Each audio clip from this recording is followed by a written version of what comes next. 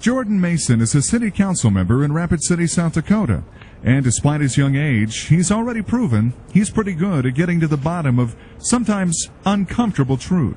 Currently, last reported was $163,308,000 in debt, which puts us, without adjustments, at almost $250,000 above and beyond what our tax revenue income is in debt.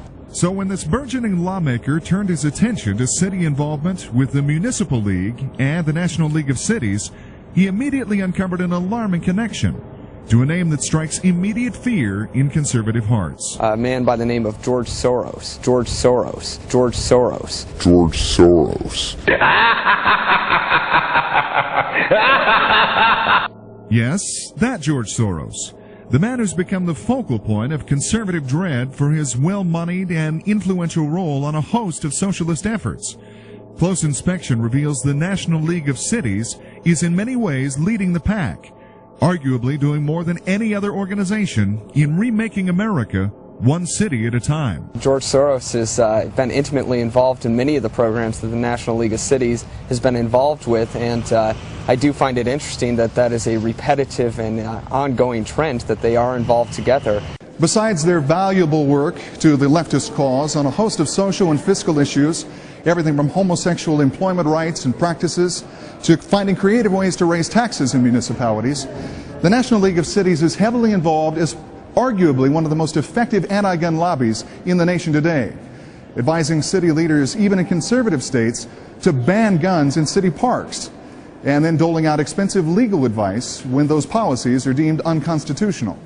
They have been supportive of Sioux Falls' gun ban, which actually, it applies to all city property, so you could argue that's even the streets, if that's how the city attorney wanted to apply it. In Pennsylvania, Illinois, Connecticut, and Delaware, the League of Cities helps to push laws that would treat city parks and other city facilities like courtrooms and schools, with a complete ban on guns. In West Virginia and Tennessee, gun rights supporters are suing to have similar laws overturned. Meantime, the League of Cities is fighting back, seeking to expand the city's rights to sue gun makers for the cost of violent crime. That is not appropriate. That's not reasonable. That is outright New York style, Michael Bloomberg gun control. On the state level, even in South Dakota, the Municipal League lobbies hard to advance the agenda.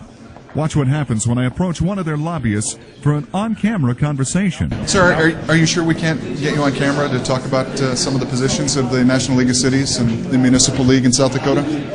As evidenced by the hasty retreat beaten by their representative when we tried to talk to him on camera, the Municipal League and their parent organization, the National League of Cities, hold political positions on virtually every issue that are far to the left of South Dakota's center-right philosophy, or of Americans in general. The fact is, they don't even want you to know that they exist. Even more than that, they don't want you to know just how much power they wield in shaping the policies of cities from coast to coast. As you'd expect, the price tag to taxpayers is enormous, and legal costs are not the only way that the League of Cities is increasing that burden. The Municipal League and League of Cities also conduct wage surveys, contract bid studies, and evaluations of city fee structures, with recommendations that follow an equally predictable pattern. The only direction is up. And critics say it is that process that is fundamentally flawed, or fundamentally perfect, depending on your point of view. Would you settle for a consulting firm as a city leader that told you to take a cut in pay? Or would you probably shop around until you found one that gave you an excuse to raise your salary? The National League of Cities and the Municipal Leagues of states around the nation are in the business of helping cities find consultants who will actually give them excuses, in effect writing permission slips in the form of recommendation for them to raise salaries and raise fees to citizens. One of the things actually dealing with the city's local debt is I had actually looked at some of the recommendations that have been made from the National League of Cities and our Municipal League over the past couple of years, and some of those recommendations I do believe may be associated with the current debt that we're facing.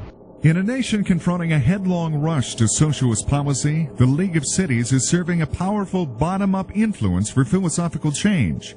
For leaders like Jordan Mason and others, a disturbing pattern that must no longer be allowed the protection of ignorance, engaged in a growing national resistance to an agenda they can no longer conceal. So I do believe that some of the other sides on this political wave of ideology we're going to have to, start educating and doing the exact same thing that the National League of Cities are doing, which is really fighting fire with fire. Start at a local base and start getting the people educated about what's going on. Shad Olson, SOS TV News.